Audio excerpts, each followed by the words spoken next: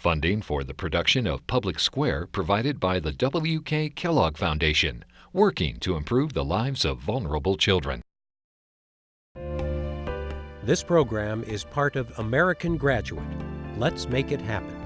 A public media initiative made possible by the Corporation for Public Broadcasting.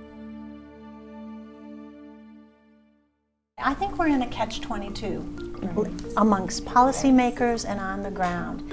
I think the research in the last couple decades has told us something about education that we didn't know, which is understanding deeply that so much is happening before we enter a public system. We can't afford not to invest this money in those early years. I think people don't understand the connection between economic development and early childhood learning.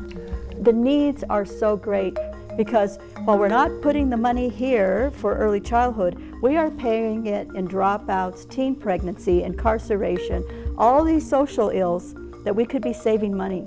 So we're being penny wise and pound foolish. We've done huge increases in funding. We haven't seen the change in the 49th. Why? We need to look at where do we need to target that money and put it in the right places. Do we need more increases? Maybe. You know, sometimes we have to sacrifice that golden cow and get it out of the get it out of the Why can't sanctuary. we put more into the programs we know are working? Welcome to Public Square, where civic dialogue takes center stage.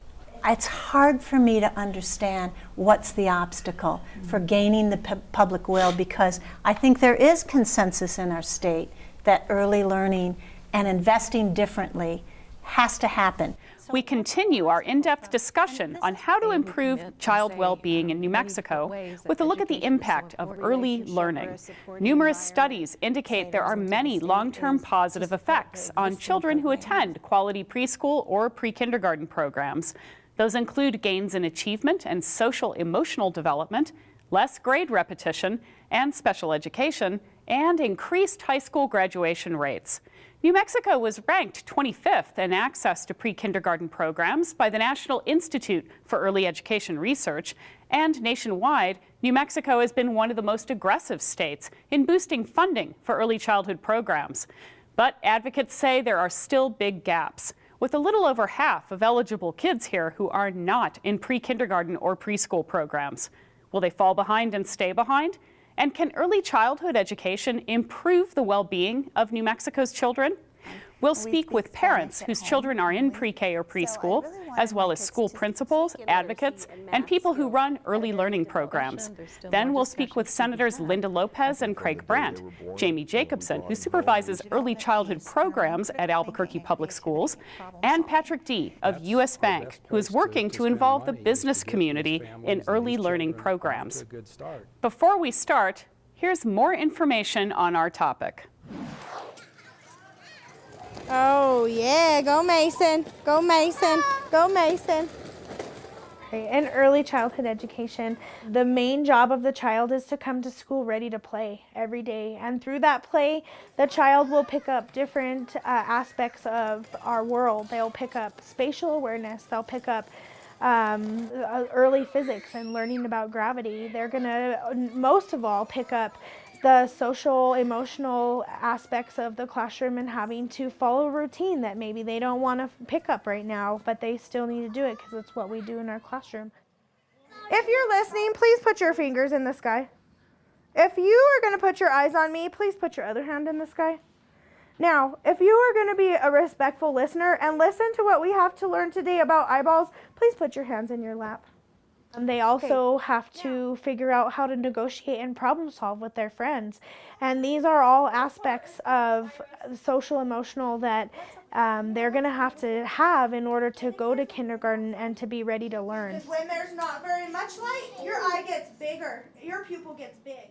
They get into this rhythm and they're able to know what's expected of them and to complete those expectations in a way that is just beautiful and amazing at the end of the year. Right?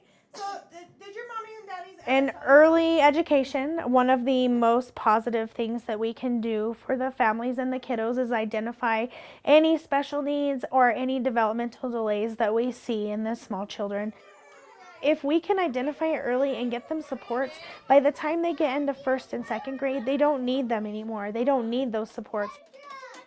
But if we were to catch it maybe when they're 7 or 8, they would probably need services all the way through high school to assist in those same areas. I think the underlying element is that we're teaching these kids to learn. We're not necessarily going to teach them their ABCs right off the bat and drill it in their head, but we are going to teach them that ABCs are important for these reasons. We're going to teach them and we're going to show them that learning is important and it's fun and it is a way to discover and grow yourself. The child feels confident in who they are and their ability to go through the world and get what they need by asking for it. Then they can excel and they can then feel secure where they're at so that they can start to take the risks that it takes to learn.